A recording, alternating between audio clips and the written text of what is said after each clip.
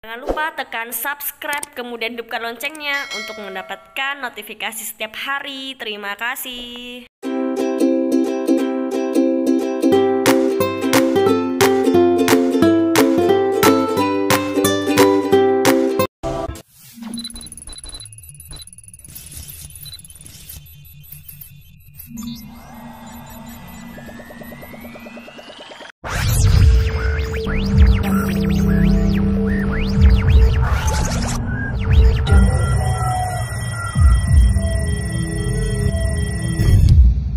Assalamualaikum warahmatullahi wabarakatuh.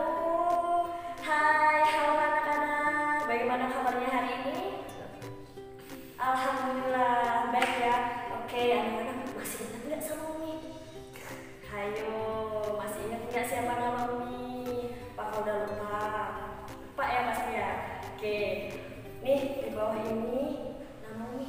Ya, ingat-ingat. Oke, sip. Oke, anak-anak.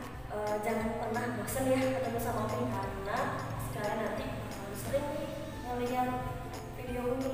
Oke, nah sekarang coba tebak pembelajaran apa ya yang akan Umi sampaikan. Kita akan belajar apa ya? Ayo tebak. Ini Umi kan punya 3 botol. Ayo tebak. Nih, kisi-kisinya yaitu yang pertama, beliau adalah seorang yang harusnya kita idolakan. Lebih dari kita mengidolakan artis-artis Korea, lebih dari artis-artis Indonesia. Jadi kita harus lebih mengidolakan beliau ini. Ayo tebak siapa dengan beliau? Yaps, benar sekali. Beliau adalah Nabi kita, Nabi Muhammad SAW. Nah, anak-anak, ya, kita mengidolakan Nabi Muhammad SAW itu banyak sekali keuntungannya atau manfaatnya. Kalau kita mengidolakan artis luar negeri, apa mereka kenal sama kita?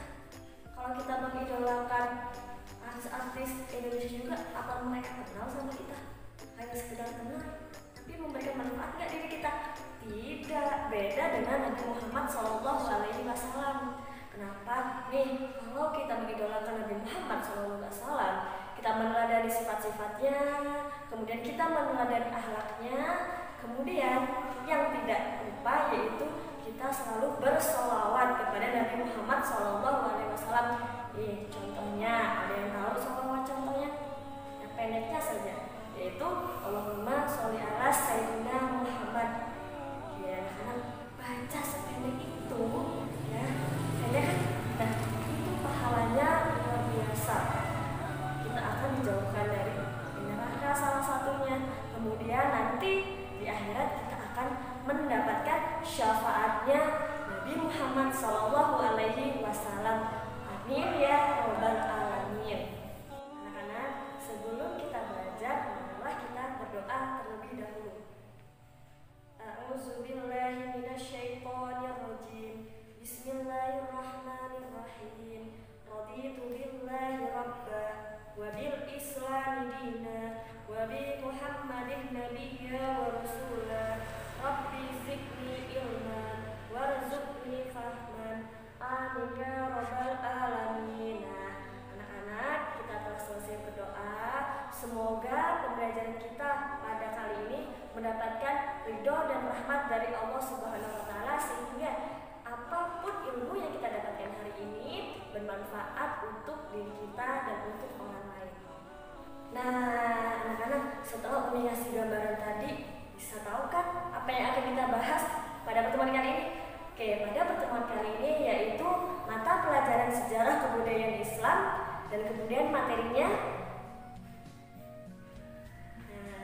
bab 1 ya anak-anak. Oke, yang sudah punya bukunya silahkan dibuka bukunya, yang belum ada silahkan siapkan alat tulisnya yaitu pena dan buku. Jangan sampai tidak tulis, karena ilmu jika dilihat saja itu akan lupa. Nah, dengan itu makanya harus juga ditulis di buku. Nanti waktu kita sudah memasuki kelas ya, Umi akan melihat nih buku kalian ada nggak tulisannya, apalagi sejarah kebudayaan Islam ya, yang harus lebih banyak dipahami. sejarah-sejarah tentang Islam. Oke anak-anak. Nah kemudian setelah nanti Umi kasih materinya ke kalian, ada pertanyaan dari Umi di tengah-tengah materi. Nah tugas kalian yaitu menjawabnya. Silahkan kalian jawab dan kirim ke akun psikologi kalian masing-masing. Selain kalian dapat ilmu, kalian juga akan mendapatkan nilai. Teman pertama udah dapat nilai. Maka aja dari itu, kalian menyimak pelajaran ini sampai selesai ya, jangan lupa. Oke, sip. Nah, anak-anak, nih ya, pelajaran kita yang akan kita bahas. Baiklah, materi kita pada pertemuan kali ini yaitu dakwah Nabi Muhammad SAW periode Mekah. Nabi Muhammad SAW adalah rahmat bagi alam semesta. Beliau adalah pembawa kedamaian, kesejahteraan, dan kemajuan masyarakat. Masyarakat Arab pada waktu itu penuh dengan budaya kejahiliahan. Berhasil diubah oleh Rasulullah SAW menuju zaman yang berperadaban sesuai dengan petunjuk dari Allah Subhanahu wa Ta'ala.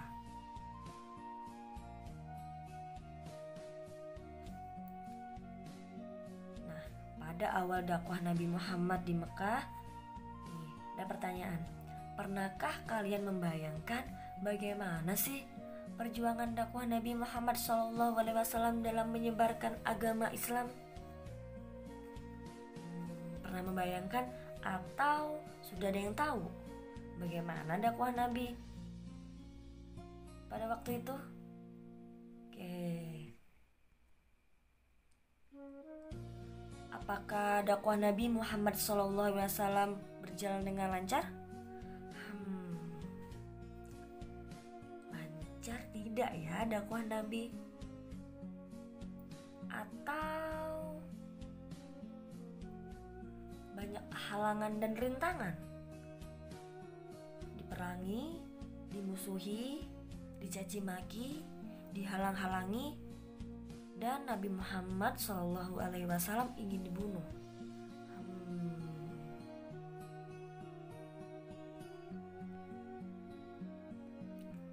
Kasih tahu nggak ya?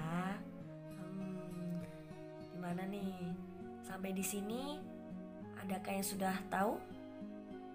Oke, yang sudah tahu alhamdulillah, yang belum ini jawabannya. Perjuangan dakwah Nabi Muhammad SAW itu sangat berat. Banyak rintangan, cobaan, dan rasa ingin membunuh dari kaum kafir Quraisy kepada Rasulullah SAW. Terutama pada periode Mekah nih, karena pada waktu itu awal sekali perjuangan dakwah Nabi Muhammad SAW dalam menyebarkan agama Islam.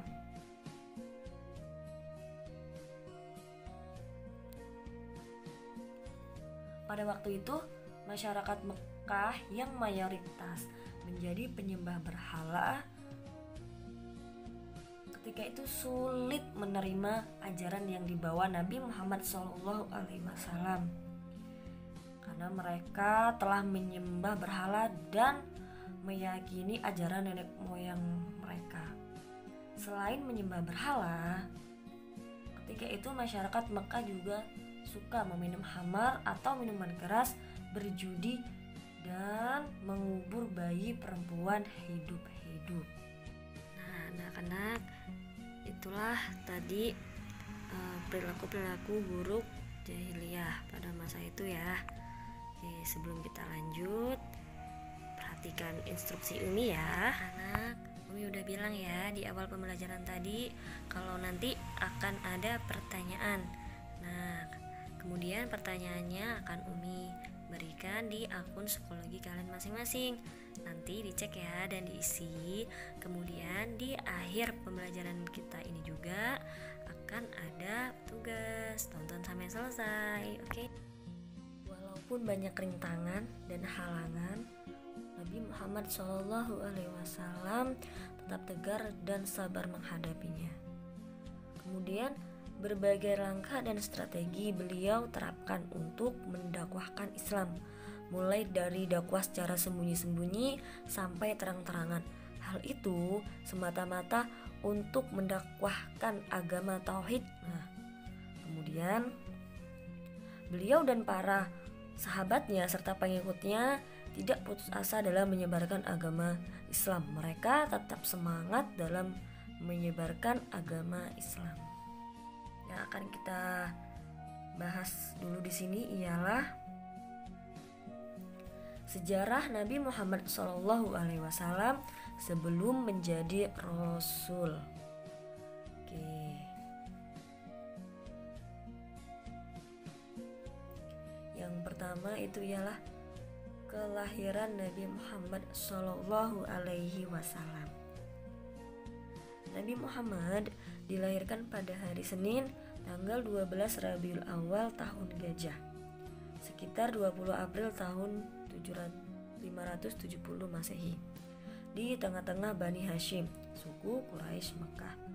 Pada tahun kelahiran Nabi Muhammad SAW bersamaan dengan Abrahah menghancurkan Ka'bah.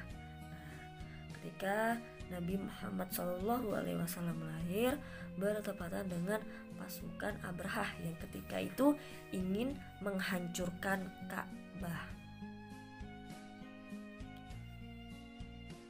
Nah, kita lihat silsilah Nabi Muhammad SAW.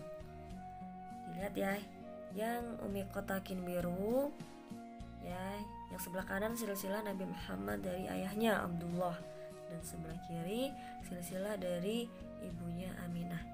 Jadi Nabi Muhammad bin Abdullah bin Abdul Muthalib bin Hashim bin Abdul Manaf bin Qusay bin Kilab bin Murrah. Nah, coba kalian lihat di situ tertera silsilah Nabi Muhammad SAW.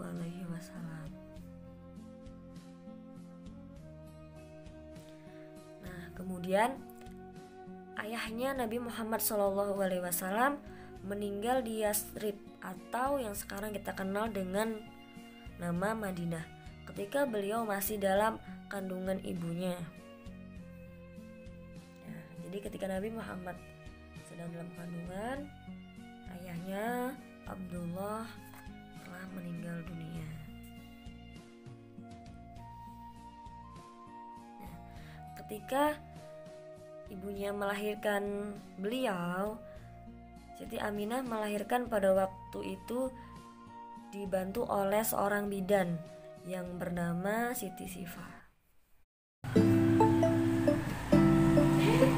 Anak-anak, aduh, maaf ya Umi muncul nih teman-teman. Nih, Umi cuma mau ngingetin, kalian harus menyaksikan materi sampai selesai. Karena apa? Karena akan menambah wawasan keislaman kita. Oke, sip, lanjut.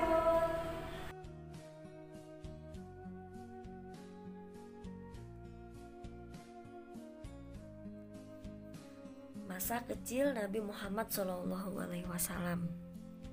Nah, setelah 7 hari kelahiran Nabi Muhammad SAW, beliau diberi nama Muhammad oleh kakeknya Abdul Muthalib dan Hitan.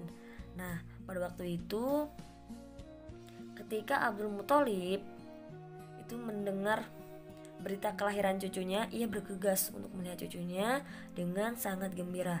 Sesampainya di rumah Aminah, Abdul Muthalib memeluk cucunya yang baru lahir.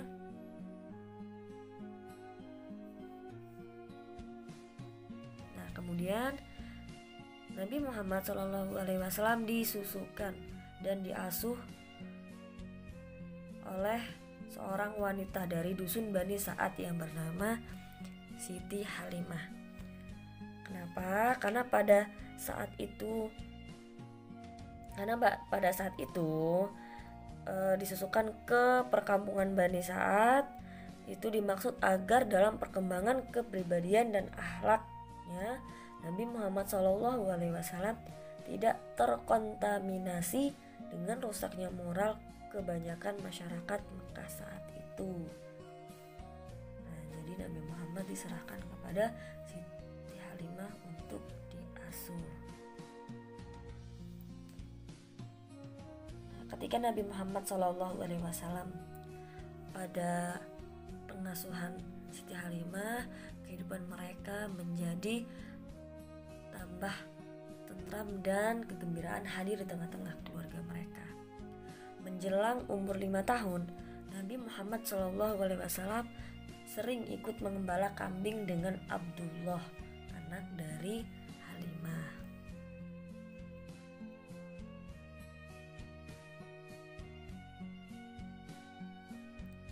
Nah, pada waktu itu suatu hari datang 2 orang lelaki berpakaian putih dan membawa Nabi Muhammad SAW ke tempat yang agak jauh. Nah, ketika sedang mengembala kambing, dibawanya Nabi Muhammad SAW. Salah seorang dari mereka itu membelah dada Nabi Muhammad SAW. Setelah mendapatkan benda yang berwarna hitam dari dada Nabi Muhammad, kemudian membuangnya, kedua orang tersebut pergi begitu saja. Nah, ketika saat itu Abdullah itu sedang pulang mengambil bekal untuk dimakan bersama-sama.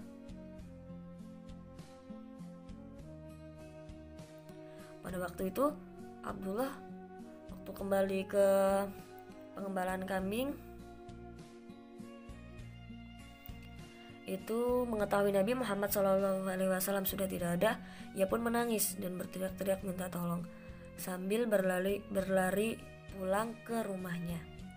Siti Halimah dan suaminya pun segera keluar dari rumahnya untuk mencari Nabi Muhammad SAW.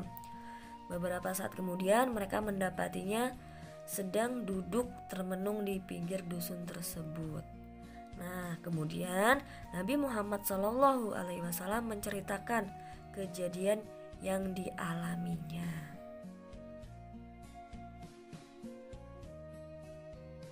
Setelah kejadian itu, Siti Halimah dan suaminya selalu mencemaskan Nabi Muhammad SAW.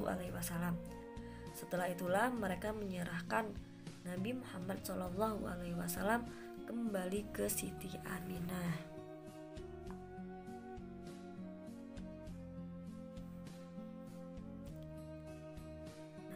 Ketika dalam pengasuhan ibunya,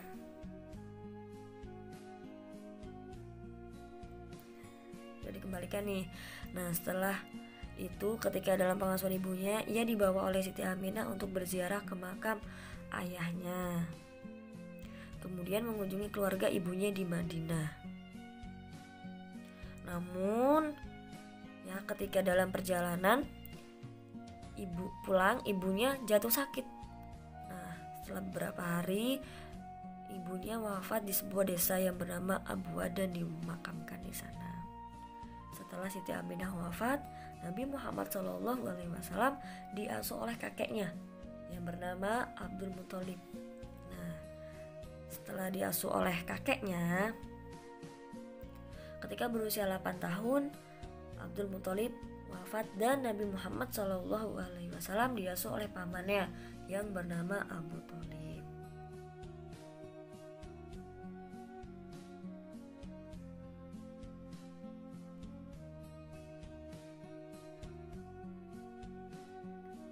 Nah, ketika dalam pengasuhan pamannya, pada usia 12 tahun beliau ikut berdagang pamannya ke Syam.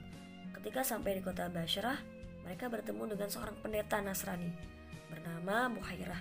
Pendeta itu mengetahui jika ada tanda-tanda kenabian pada diri Rasulullah SAW. Kemudian pendeta itu berpesan kepada Abu Thalib agar benar-benar melindungi dan menjaga Nabi Muhammad SAW dan menyuruh mereka agar segera kembali pulang karena khawatir terjadi sesuatu bila bertemu dengan orang Yahudi.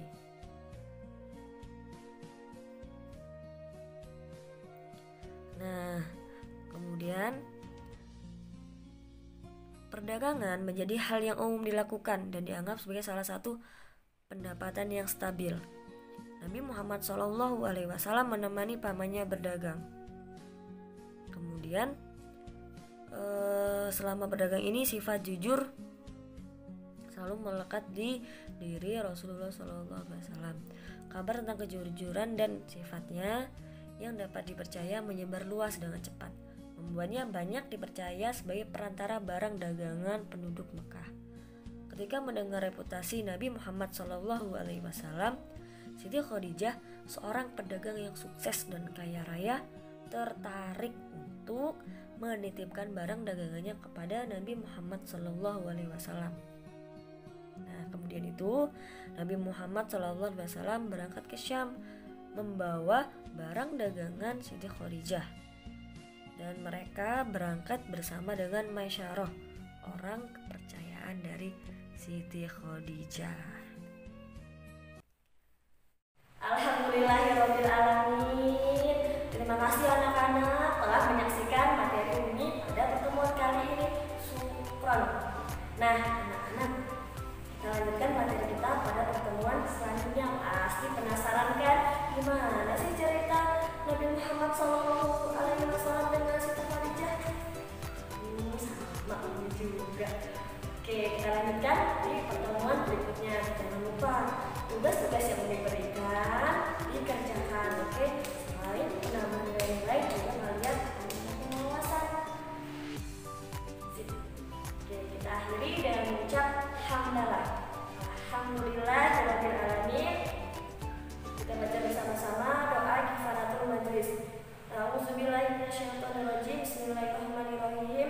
Subhanakallahumma wa bihamdika asyhadu an la ilaha illa anta astaghfiruka wa atubu ilaik. Amin amin ya rabbal alamin. Semoga pembelajaran kita pada hari ini membawakan manfaat untuk kita semua, untuk diri kita dan untuk orang lain. Tetap jaga kesehatan, tetap makan makanan yang sehat, jangan lupa cuci tangan dan hindari kerumunan agar kita tetap dalam keadaan yang aman di masa pandemi COVID-19 ini.